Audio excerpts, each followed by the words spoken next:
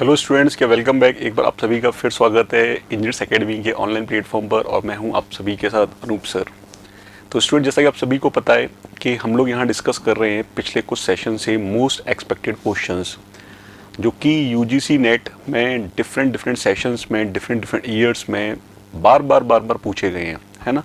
तो मैं अपने पिछले सेशंस में भी ये बोलता चला आया हूँ कि हमने बहुत ज़्यादा डीप रिसर्च करके लास्ट 20 ईयर अप्रॉक्सीमेटली दोनों सेशन मिला करके जून और जनवरी दोनों सेशन मिला करके क्वेश्चंस का कलेक्शन लेकर के आए हैं, जहां पर हमारी पूरी कोशिश ये रही है कि ये वो क्वेश्चंस हैं जो कि कई बार रिपीट हुए हैं, चाहे वो किसी भी टॉपिक के हों, चाहे वो कंट्रोल सिस्टम के हों, नेटवर्क के हों, सिग्नल के हों, ईडीसी के हों, डिजिटल के हों, आईसी फैब्रिकेशन के हों, है ना, एनालॉग के हों।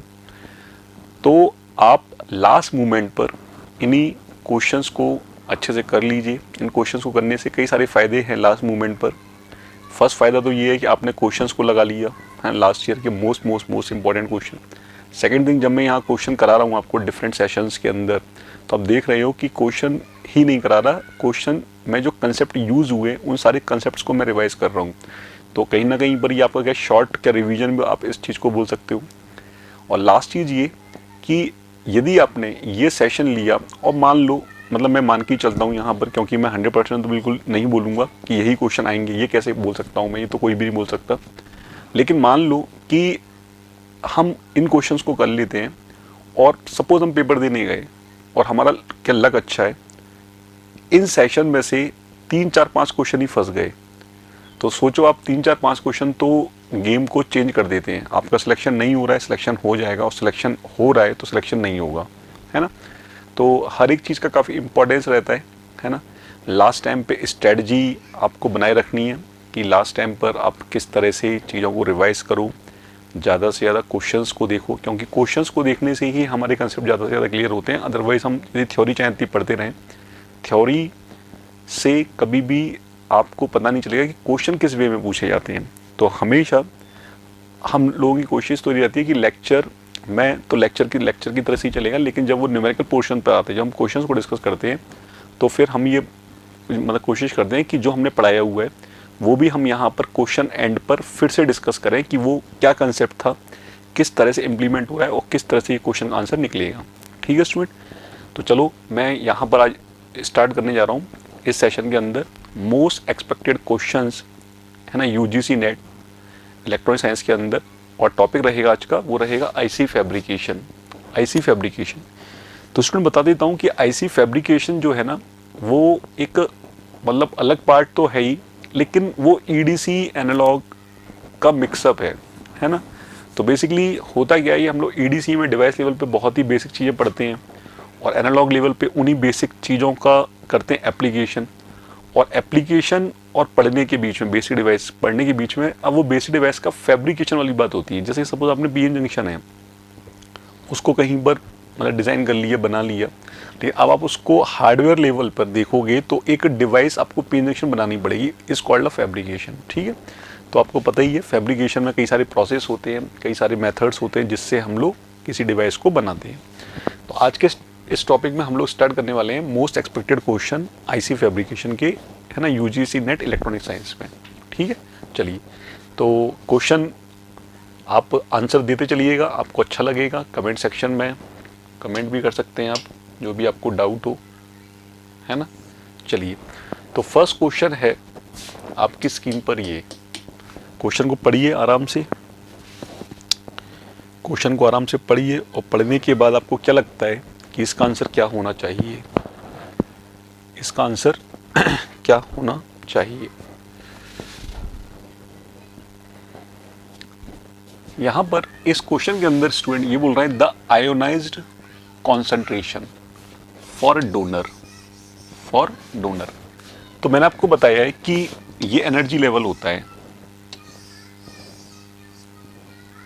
ठीक है। इसको हम कंडक्शन बैंड बोलते हैं, इसको हम वैलेंस बैंड बोलते हैं।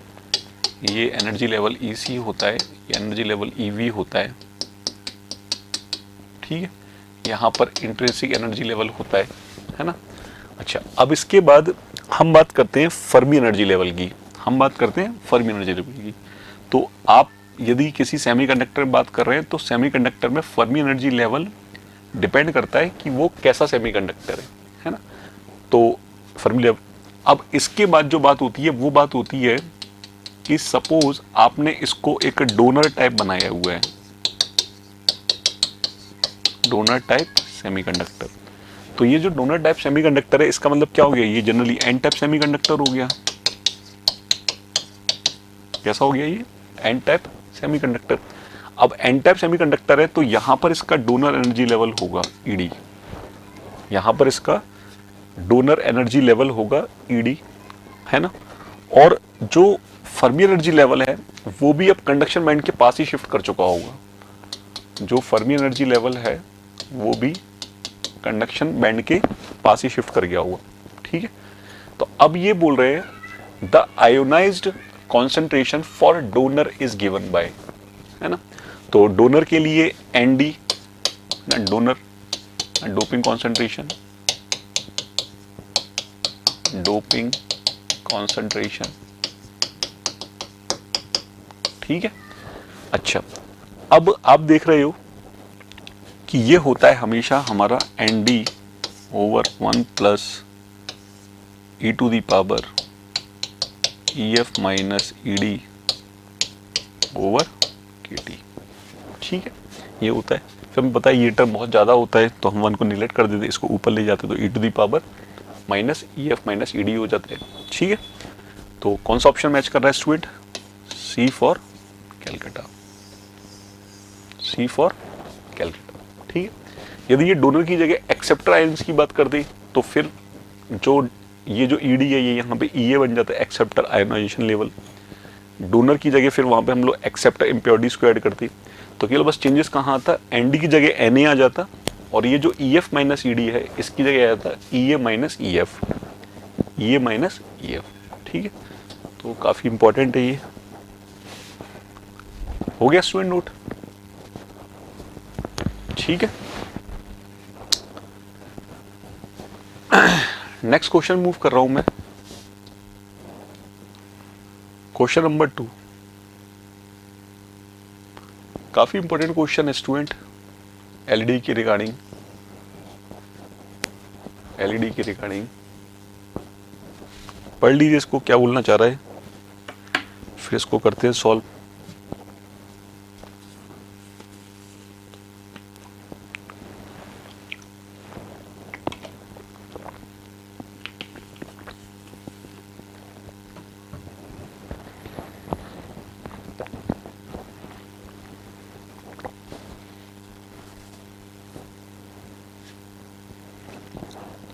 यहाँ पर इस क्वेश्चन के अंदर इन्होंने एलईडीज को डिस्कस किया है, एलईडी को, है ना, लेकिन इन्होंने एलईडी को डिस्कस किया है बहुत ही ज़्यादा डिवाइस लेवल पर, है ना, क्वांटम फिजिक्स। तो ये बोल रहे हैं कि which of the following statements are correct in case of light emitting diode, है ना, LED, ठीक है। तो एलईडी को हम लोग दो तरह से डिज़ाइन कर सकते हैं, दो तरह से बना सकते हैं, है ना, डिवाइस लेवल पर, फैब्रिकेशन लेवल पर। एक होता है होमो जंक्शन और एक होता है हेट्रो जंक्शन, दो होते हैं। एक होमो जंक्शन होता है, एक हेट्रो जंक्शन होता है। तो होमो जंक्शन का मतलब ये होता है कि हम एलईडी को बना रहे हैं तो हम सेम टाइप के मटेरियल यूज़ कर लें पी और एन में, मतलब पी में जिसकी डोपिंग की है, चाहे वो कोई भी आपका सेमीकंडक्टर हो, वही हमने एन में कर ली, सेम मटेरियल, है ना, सेम सेमीकंडक्टर बोलो, सेम मटेरियल, है ना, both side P and N, तो हम उसको बोलते हैं होमो जंक्शन। तो जब सेम मटेरियल हम लोग यूज़ करेंगे तो बैंड गैप भी सेम ही रहेगा, सब कुछ सेम रहेगा, है ना। एक होता है मतलब हेट्रो जंक्शन। तो हेट्रो जंक्शन मतलब क्या होता है कि पी और एन में मैंने डिफरेंट मटेरियल्स का यूज़ कर लिया, मतलब पी में सपोज मैंने गैलियम आर्सेनाइड यूज़ किया तो एन में मैंने सिलिकॉन यूज़ कर लिया, या फिर गैलियम आर्सेनाइड मतलब फास्फाइड यूज़ कर लिया, ऐसा बोल सकता हूँ मैं, है ना। तो अब क्या हो गया कि जब मैं डिफरेंट टाइप के, है ना, जो कि मतलब कि मटेरियल यूज़ करूँगा, कि सेमीकंडक्टर यूज़ करूँगा, तो उनके डिफरेंट बैंड गैप भी तो होंगे, है ना। तो उसको हम लोग बोलते हैं हेट्रो जंक्शन एलईडीज, है ना। तो याद रखना, homo junction LEDs are often surface emitter, इसको क्या बोलते हैं, सरफेस एमीटर बोलते हैं, ठीक है। Hetero junction LEDs are as emitter, इसको क्या बोलते हैं, एज एमीटर बोलते हैं, ठीक ठीक है। Hetero junction LED are often surface emitter, ये गलत हो गया, क्योंकि होमो जंक्शन को क्या बोलते हैं, ओपन सरफेस एमीटर, और हेटेरो जंक्शन को क्या बोलते हैं, एज एमीटर। ये आप लोग थोड़ा याद रखिए, कुछ बेसिक चीजें हैं। तो फर्स्ट सही है, सेकंड सही है, थर्ड गलत हो गया। तो फर्स्ट सेकंड सही है, थर्ड गलत हो गया। फोर्थ तो पढ़ लेते हैं, LED provide monochromatic and coherent radiation, ये स्टेटमेंट बिल्कुल सही है। एलईडी जो है वो मोनोक्रोमेटिक एंड कोहेरेंट रेडिएशन के प्रोवाइड करता है, ठीक है। तो स्टेटमेंट 1 भी सही है, स्टेटमेंट 2 भी सही है, और स्टेटमेंट 3 भी सही है। तो 3 स्टेटमेंट सही है, 1, 2 एंड 4। यहाँ पर देख लीजिए कोई ऑप्शन है क्या 1, 2, 4 वाला, 1, 2 एंड 4 वाला कोई ऑप्शन है क्या?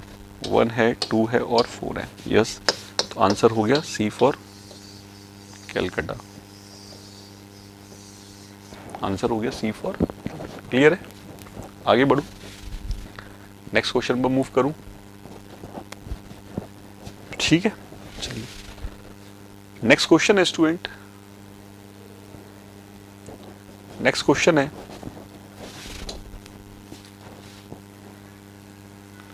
क्वेश्चन नंबर 3, ठीक है। बट ये ट्रिकी क्वेश्चन है, ठीक है। आपको सोच समझ के इसका आंसर देना होगा, क्योंकि एसर्शन रीजन के क्वेश्चन अपने आप में वैसे ही टफ होते हैं, और फिर यहाँ पर तो आपको बहुत ही बारीक चीज पूछी जा रही है। बताएं क्या होगा। क्वेश्चन को आराम से पढ़ लें, एसर्शन और रीजन, और जो ये यहाँ से लेके यहाँ तक स्टोरी लिखी हुई है, ये आपको बताना चाह रहा है कि कब ऑप्शन ए टिक करोगे, कब ऑप्शन बी टिक करोगे। लेकिन आपको क्वेश्चन पढ़ना जो है मेन, वो है एसर्शन और रीजन। ये एसर्शन है और ये इसका रीजन है, ये एसर्शन है और ये इसका रीजन है। बताइए।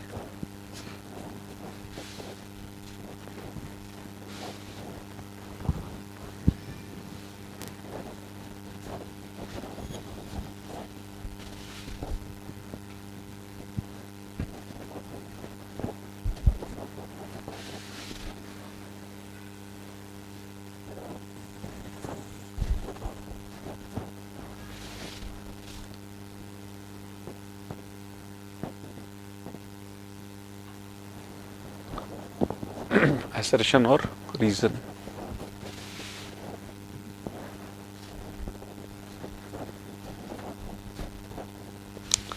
देखो स्टूडेंट यहां पर ये क्या बोल रहा है इस क्वेश्चन में, गौर से पढ़ो इसको। ये क्या बोल रहा है,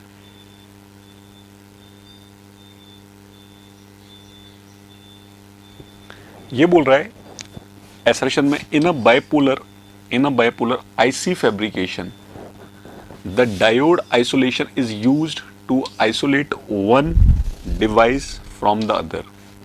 बात सही है। जब हम फैब्रिकेशन करते हैं तो हमारी कोशिश ये होती है कि फैब्रिकेशन के करने के टाइम पर कोई भी एक डिवाइस दूसरी डिवाइस के साथ मतलब शॉर्टेड ना हो, नहीं तो कैरेक्टरिस्टिक ही चेंज हो जाएगी। तो हम फैब्रिकेशन एक ही वेफर पर करते हैं, है ना, एक ही वेफर होती है, वहाँ पर हम लोग फैब्रिकेशन करते चले जाते हैं। तो हम लोग एक डिवाइस जब बना लेते हैं, चाहे वो बीजेटी में हो या फिर डायोड हो या फिर मॉसफेट, कोई कुछ भी हो, उसको हम जितने भी उसके कनेक्शन होते हैं जहाँ से वो कंडक्ट कर सकता है, उन सबको हम करते हैं आइसोलेटेड। केवल उन्हीं का यूज़ करते हैं जिनकी हमें रिक्वायरमेंट है, जिनकी हमें रिक्वायरमेंट, तो उनको हम इनपुट आउटपुट जैसे भी देना होता है कनेक्शन कर देते हैं प्रॉपर। तो बिल्कुल सही बात बोल रहा है ये बोल रहा है in a bipolar IC fabrication the diode isolation is used to isolate one device from the other. बिल्कुल बात सही है ना, ठीक है, एसर्शन तो सही है। अब मैं रीजन पढ़ रहा हूँ। रीजन क्या लिखा हुआ है, P+N diode used as a isolation diode in IC fabrication. ये आईसी है, इन आईसी फैब्रिकेशन, ये भी बात सही है। लेकिन रीजन जो है ना, वो परफेक्ट एक एक्सप्लेनेशन नहीं है एसर्शन का कि क्यों करते हैं, है ना। तो एसर्शन भी अपनी जगह ट्रू है, रीजन भी अपनी जगह ट्रू है, बट करेक्ट एक्सप्लेनेशन नहीं है। तो आंसर क्या हो जाएगा, बी ऑप्शन। तो लिखा हुआ है both A and R are correct, but R is not correct explanation of. ठीक है, चलूँ आगे नेक्स्ट क्वेश्चन पर।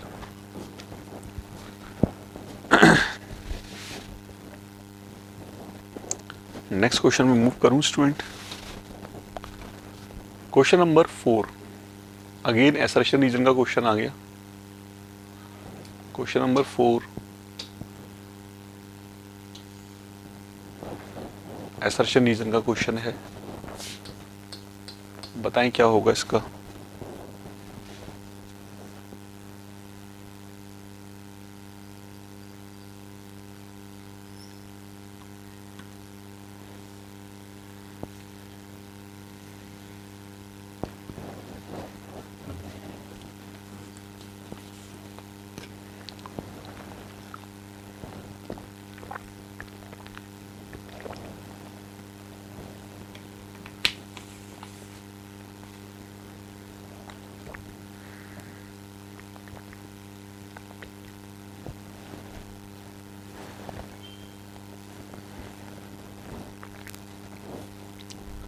क्वेश्चन नंबर 4 बताइए स्टूडेंट क्या होगा।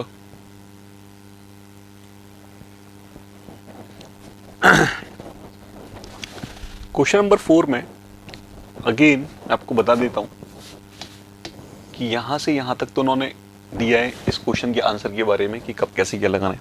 मेन क्वेश्चन है ये असर्शन और ये रीजन, ये असर्शन और ये रीजन, ठीक है। तो असर्शन क्या बोल रहा है, the Gunn diode characteristic show the region of negative resistance. बिल्कुल बात सही है। जो गन डायोड यूज हम करते हैं वो माइक्रोवेव ऑक्सीलेटर के तौर पे यूज करते हैं, पावर सोर्स है ना, जो पावर प्रोड्यूस करता है उसके लिए हम लोग यूज करते हैं। बिल्कुल सही बात है, ठीक है। नेगेटिव रेजिस्टेंस रीजन आपको पता है क्या होता है। Reason, the Gunn diode is made of N type and P type degenerated semiconductor. तो मुझे ऐसा लग रहा है कि रीजन स्टेटमेंट के तौर तो बिल्कुल सही लिखा हुआ है कि the Gunn diode is made of N type and P type degenerate semiconductor statement के तौर पे, बट ये करेक्ट एक्सप्लेनेशन नहीं है किसका, असर्शन का।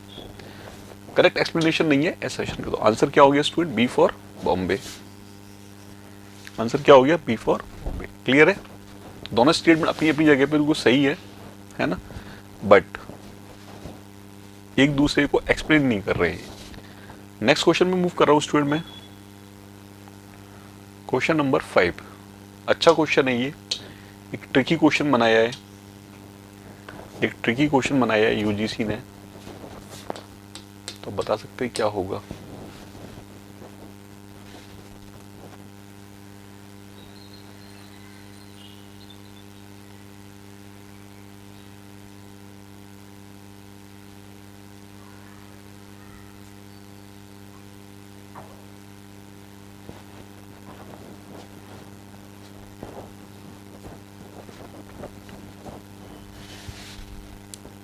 क्या होगा बताएं। यहां पे ये बोल रहा है if L is the length, ठीक है, W is the width and T is the thickness of a semiconductor layer. Semiconductor layer मैं इस पे इम्पिंज कर रहा हूं। To form a register the sheet resistance is defined. The sheet resistance is defined. देखो इन्होंने स्टूडेंट क्या बोला, इन्होंने कुछ इस तरह से बोला है,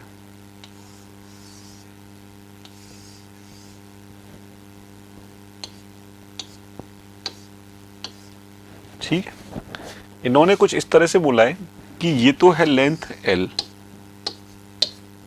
ठीक है, ये है विड्थ W, है ना। ये मैंने ऐसे बना दिया है ना कि 3D में, आप इसको ऐसा कर लीजिएगा। तो ये लेंथ हो गई, ये विड्थ हो गई, है ना, ये वाली विड्थ हो गई, ये लेंथ हो गई।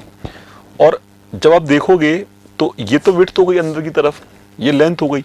ये जो आपको दिख रहा है ये इसकी थिकनेस दिख रही है, ये मोटाई, है ना।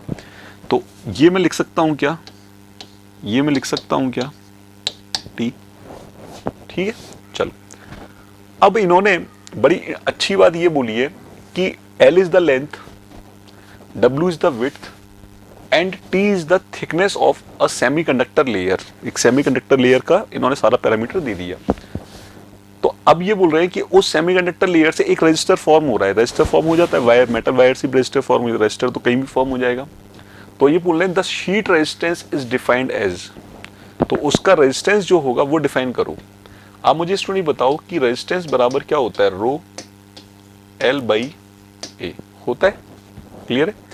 अब जिस तरह से इन्होंने ऑप्शंस दिए हुए हैं, आप यदि इनको गौर से देखो, जिस तरह से इन्होंने ऑप्शंस दिए हुए हैं, मैं हर एक ऑप्शन को टैली करने की कोशिश करूं तो क्या देखता हूं मैं, देखो कि ये R इज इक्वल टू रो, कोई दिक्कत नहीं है L।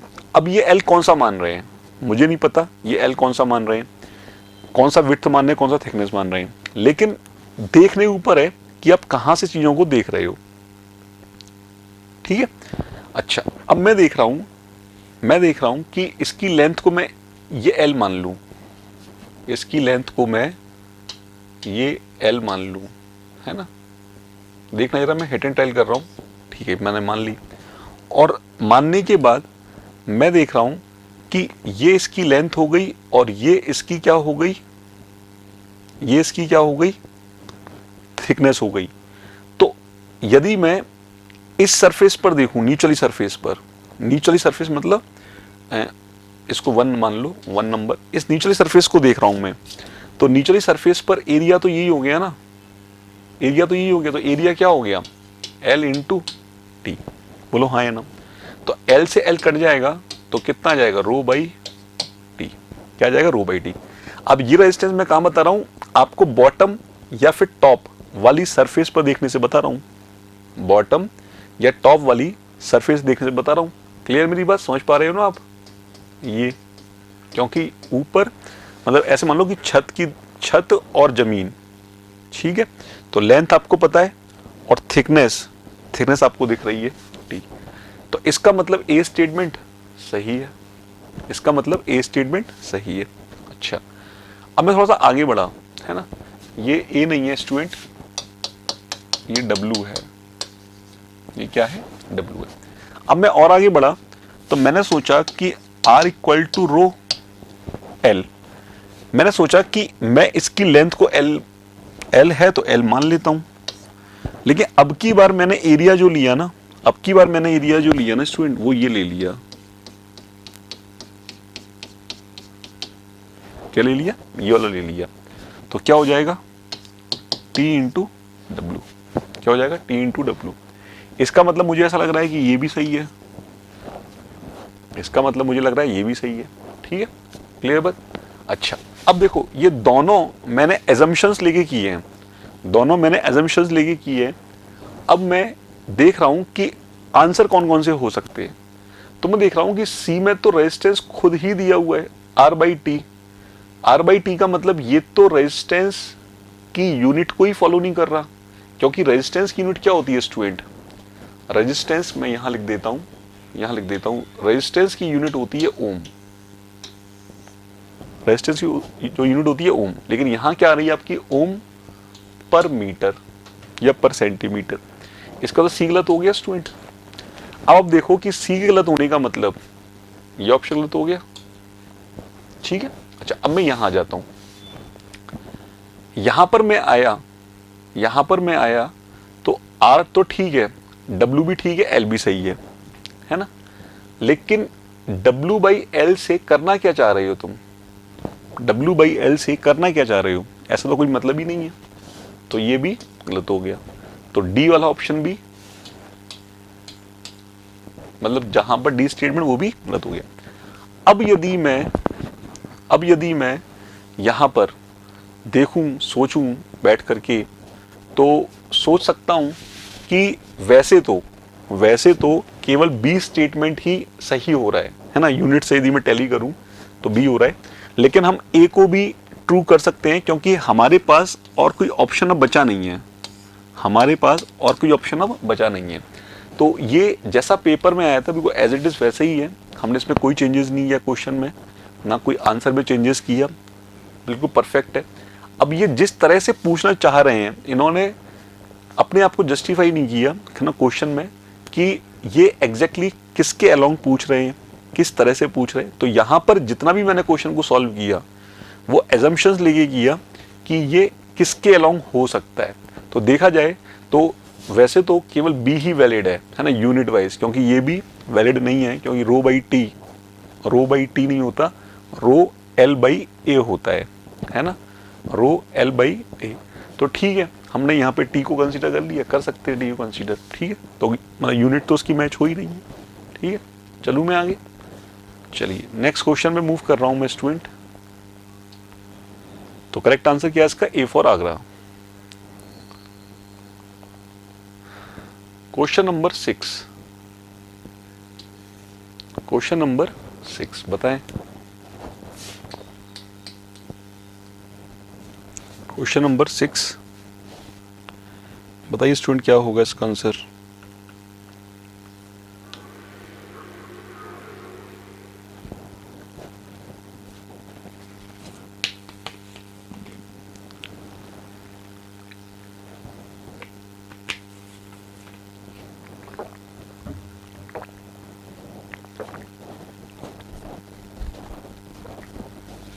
क्वेश्चन नंबर 6 को कैसे करोगे आप, बताओ। चलो मैं बताता हूं। आपको पता है कि ये जो डायोड है पीएन जंक्शन, इसमें करंट क्या फ्लो होती है, I not e to the power V upon eta V T minus 1।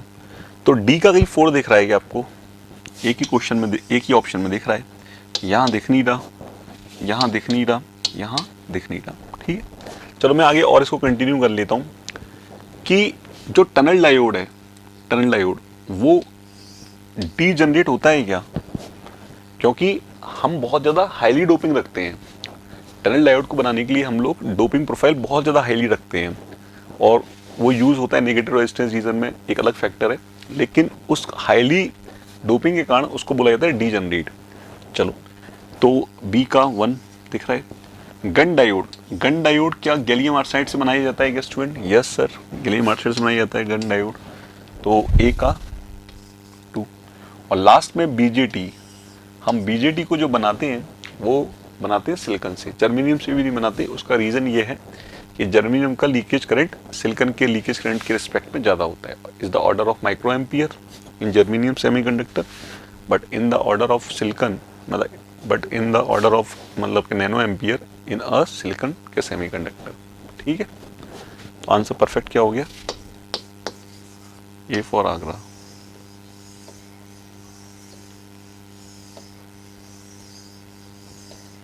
ठीक है, यहां पर चलूं आगे,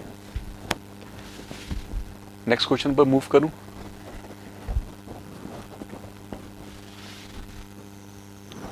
चलिए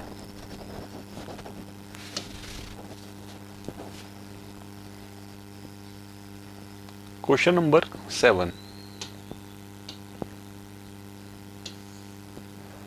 आराम से इसको देखिए, समझिए क्या समझ में आ रहा है आपको क्वेश्चन नंबर 7 पर।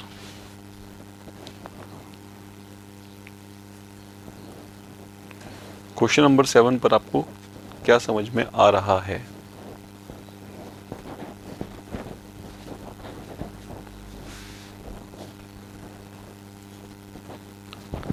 देखो क्वेश्चन नंबर 7 में आपको 4 डिफरेंट डिवाइसेस दी हुई हैं और उनके ही 4 नाम दिए हुए हैं, लिस्ट 1 और लिस्ट 2, है ना। मैंने बताया था ना कि इस तरह से भी क्वेश्चंस पर हमें फोकस करना है, और ये काफ़ी सिंपल क्वेश्चन हो जाते हैं क्योंकि आपको किसी एक चीज़ के बारे में ही पता है तो कोई काम हो जाएगा, ठीक है। चलो तो ये बड़े मुझे हैवी स्ट्रक्चर लग रहे हैं, तो मैंने बड़े गौर से सोचा कि ये बना हुआ है P, ये बना हुआ है I, और ये बना हुआ है N, मतलब पिन हो गया ये PIN। और आप देख रहे हो कि इस पे लाइट गिर रही है ऊपर से, इस पर ऊपर से क्या गिर रही है, लाइट गिर रही है, इस पर ऊपर से क्या गिर रही है, लाइट गिर रही है। इसका मतलब ये लाइट को इलेक्ट्रिकल एनर्जी में कन्वर्ट करेगा। और ऐसा कौन सा दिख रहा है आपको यहाँ पर, कोई पिन दिख रहा है क्या, पिन दिख रहा है सर मुझे। और फोटो डायोड का काम ही होता है कि लाइट एनर्जी को इलेक्ट्रिकल एनर्जी में कन्वर्ट करना। इसका मतलब ए का क्या हो गया, 3 हो गया। ए का 3 कहीं दिख रहा है आपको, ए में, बी में, सी में, डी में दिख रहा है मुझे ए का 3, ठीक है। चलो तो वैसे तो खैर क्वेश्चन हो ही गया खत्म, आंसर आपको मिल गया, लेकिन ठीक है आप खुद से ही सेटिस्फाइड नहीं हो, तो सेटिस्फाई होने के लिए देखते हैं क्या है और। अच्छा, अब मैंने देखा कि ये कुछ बना हुआ है, बट यहां से लाइट निकल रही है, बट यहां से लाइट निकल रही है, क्या होगा ये? लाइट निकल रही है, सोलर सेल में लाइट गिरती है ना, फोटो डायोड पे लाइट गिरती है, बच रहा है लाइट इमिटिंग डायोड। मतलब अब यहां से लाइट निकल रही है, तो ये तो लाइट इमिटिंग डायोड ही होगा, एलईडी होगा।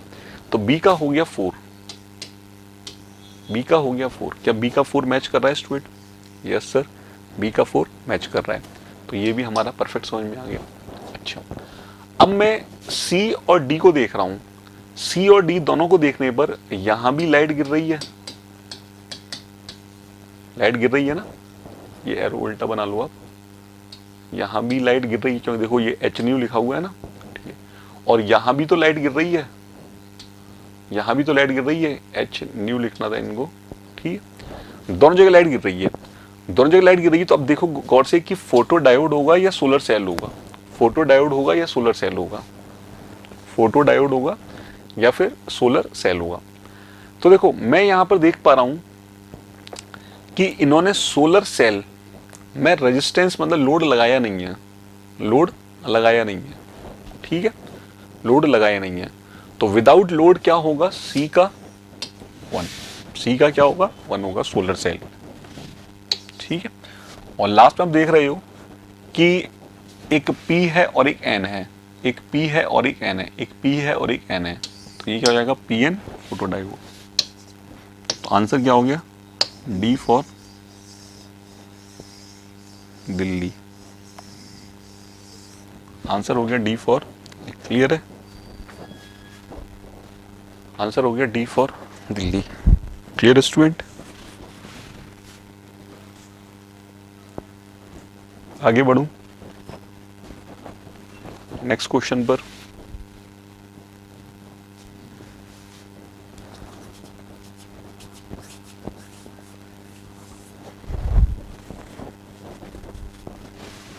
चलूं आगे? चलिए,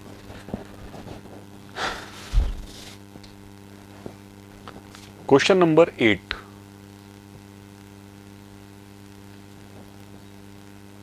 क्वेश्चन नंबर 8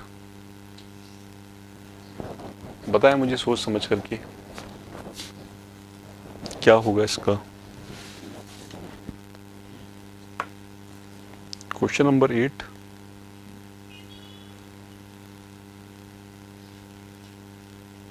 बताइए क्या होगा।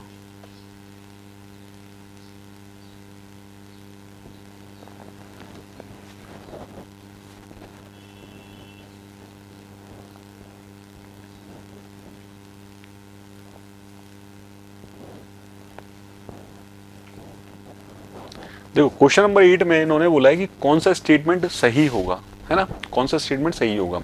तो which of the following statements are correct, कौन कौन से स्टेटमेंट करेक्ट है।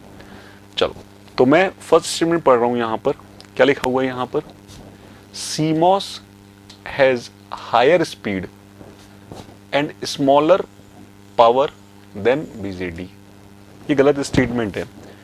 CMOS की स्पीड जो है ना वो BJT के रिस्पेक्ट में थोड़ी सी कम है, ठीक है।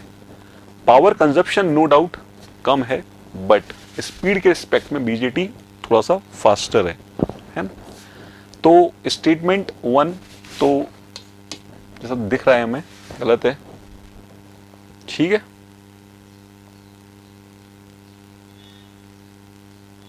क्लियर है बात मेरी? ठीक है, चलो अब मैं नेक्स्ट पढ़ रहा हूं, क्या लिखा हुआ है?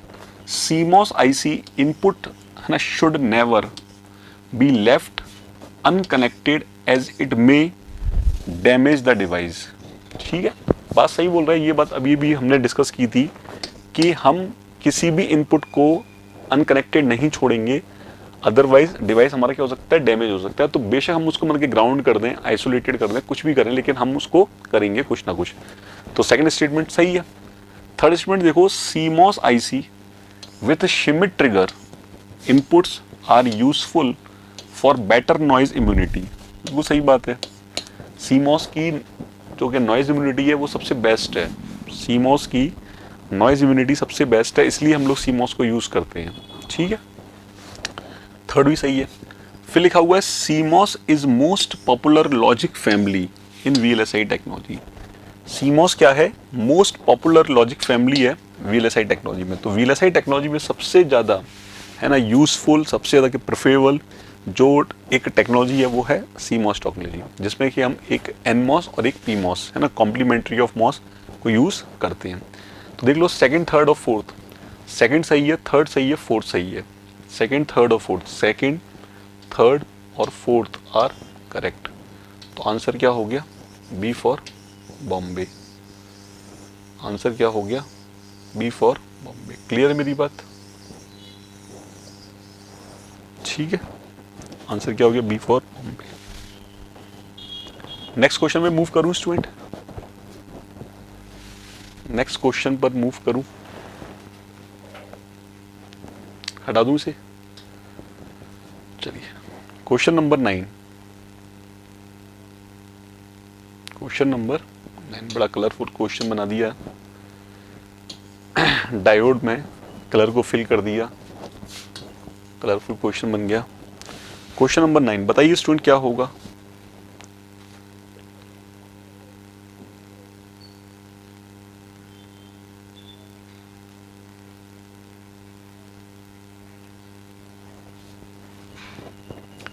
अगेन ये क्वेश्चन एक इंटरेस्टिंग क्वेश्चन है, क्योंकि इस तरह के क्वेश्चन तो हम उड़ा देने चाहिए हमें, है ना। क्योंकि यहाँ लिस्ट 1 और लिस्ट 2 दो दी हुई है। आपको लिस्ट 1 दी हुई है एक तरफ, और एक तरफ आपको लिस्ट 2 दी हुई है। और क्या बोला जा रहा है? Match the following. आपको यहाँ पे क्या करना है? मैच करना है।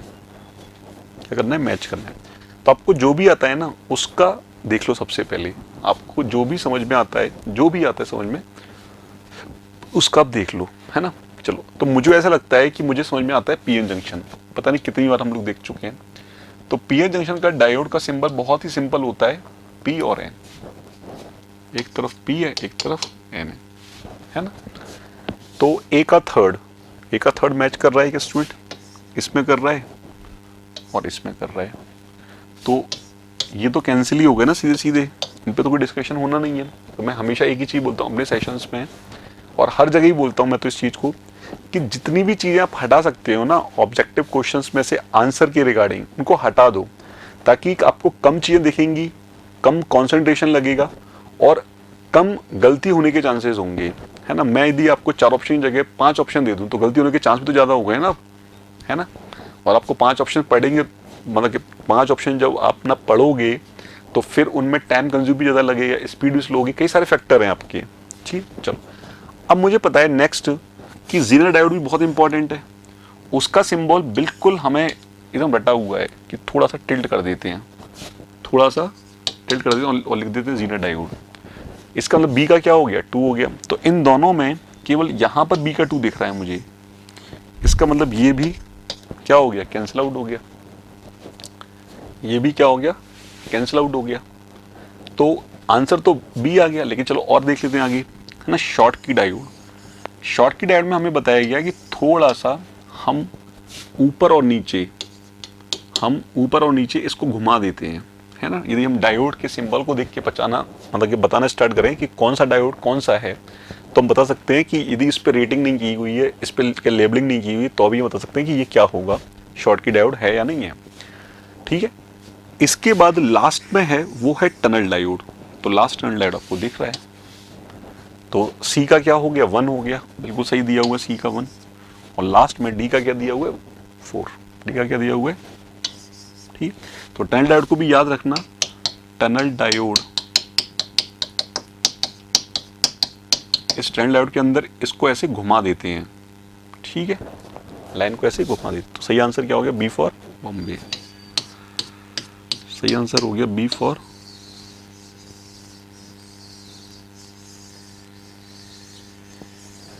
ठीक है। चलूं आगे, नेक्स्ट क्वेश्चन पे मूव करूं,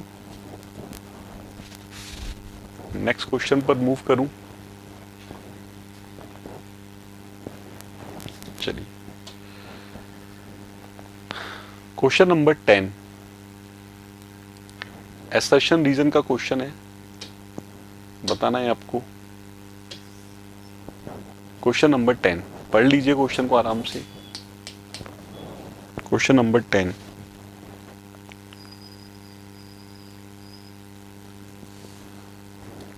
क्या होगा बताएं मुझे।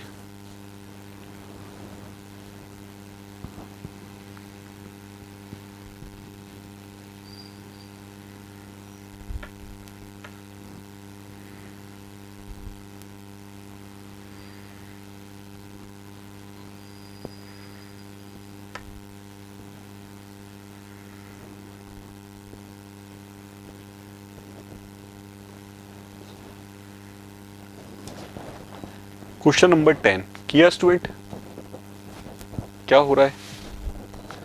Question number 10 again assertion reason का क्वेश्चन है, और जैसे कि मैं हमेशा बोलता हूं कि यहां से लेके यहां तक तो कोई मतलब ही नहीं है, केवल ये पढ़ना है, एक एसर्शन पढ़ना है और फिर उसके रिस्पेक्ट में उसका रीजन पढ़ना है। एसर्शन रीजन, ठीक है। तो एसर्शन क्या बोल रहा है स्टूडेंट, एसर्शन बोल रहा है in a PN junction the electron crossing the junction from right to left constitute a current in the same direction as hole crossing the junction from left to right। तो देखो मैं बना देता हूं कि ये पीएन जंक्शन है, ये पी है, ये एन है, यहां पर जंक्शन होता है, मैं शॉर्ट में लिख रहा हूं जंक्शन, है ना, या यहां बना लो, ये पी है, ये एन है,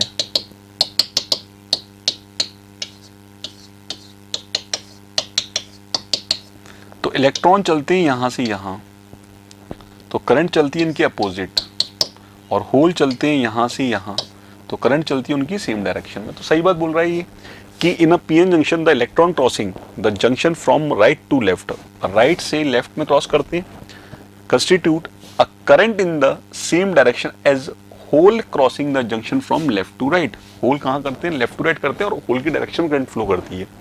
एसर्शन वो सही है। अब मैं पढ़ता हूं रीजन को। रीजन क्या दिया हुआ है, रीजन दिया हुआ है in a PN junction the low value of depletion region capacitance can be obtained with reverse biasing, with reverse biasing. तो स्टूडेंट एक चीज याद रखना कि कैपेसिटेंस क्या होता है, epsilon A upon W, epsilon A upon W. A क्या है, प्लेट का, सामने से मैं ऐसे दो प्लेटें बनी हुई हैं, तो प्लेट का क्या है, एरिया है ए, तो और W क्या है, इन दो प्लेटों के बीच की डिस्टेंस। तो W क्या है, डिस्टेंस है, तो इसी डिस्टेंस को हम बोलते हैं डिप्लेशन विड्थ।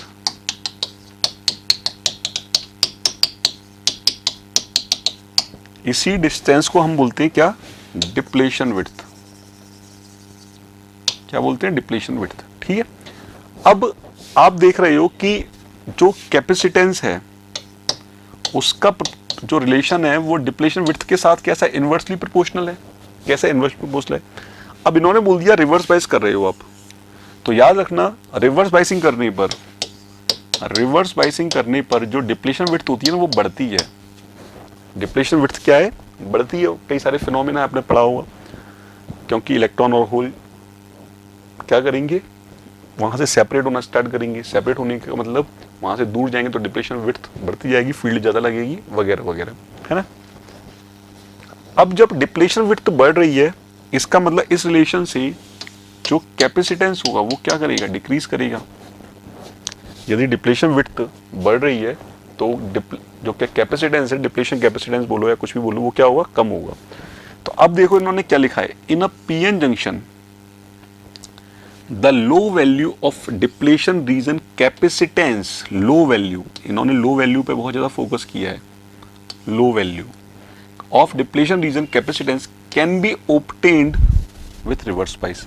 मतलब रीजन भी बिल्कुल सही है, रीजन भी स्टेटमेंट के तौर पे बिल्कुल सही है, लेकिन रीजन का दूर दूर तक असर्शन से कोई लेना देना नहीं है। इसका मतलब दोनों स्टेटमेंट तो सही है, असर्शन और रीजन एज ए स्टेटमेंट तो सही है, बट करेक्ट एक्सप्लेनेशन नहीं है असर्शन का रीजन। तो आंसर क्या लग जाएगा student, B for Bombay. Answer क्या लग जाएगा, बी फॉर बॉम्बे। क्लियर मेरी बात, आगे मेरी बात समझ में क्या है क्या नहीं है, ठीक है। चलिए, तो ये था इस सेशन के कुछ क्वेश्चंस, है ना, आपने यहाँ पर काफ़ी इन्जॉय किया होगा, काफ़ी सारी चीज़ें आपने सीखी होंगी, पहले से आपने चीज़ें पढ़ी होंगी, है ना। मैं इसका एक सेशन और लूँगा, तो इसके बचे हुए जो मोस्ट एक्सपेक्टेड क्वेश्चंस हैं हम उनको भी डिस्कस कर लेंगे, ठीक है। तो यही मैं सेशन को स्टॉप कर रहा हूँ students. Thanks to all of you, है ना, मेरे साथ बने रहने के लिए। कोई भी आपको लगता है डाउट, आप कमेंट सेक्शन में कमेंट करके पूछ सकते हैं मुझसे, है ना। और यही मैं सेशन को स्टॉप करूँगा। आई होप आपने सेशन काफ़ी इन्जॉय किया होगा। If you really like the video, please hit the like button and share the video, subscribe to our YouTube channel and press the bell icon for the latest updates. Thank you.